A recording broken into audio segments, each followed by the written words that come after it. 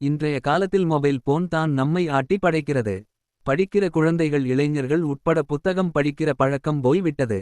காவியம் படித்தால் மனம் விரியும். கற்பனை என்றாலும் படிக்க இனிமை. மனம் விரிந்தால் தான் அவன் மனிதன். கவிதைக்கு போய் அழகுதான்.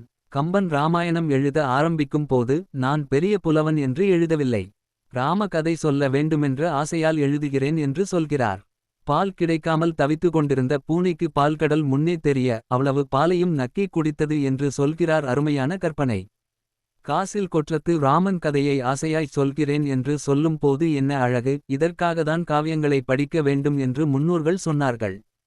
ஓசை பெற்று உயர் பார்க்கடல் உற்று ஒரு பூசை முற்றவும் நக்கு புக்கென ஆசை பற்றி அறையலுற்றேன் என்று சொல்கிறார் கம்பர்.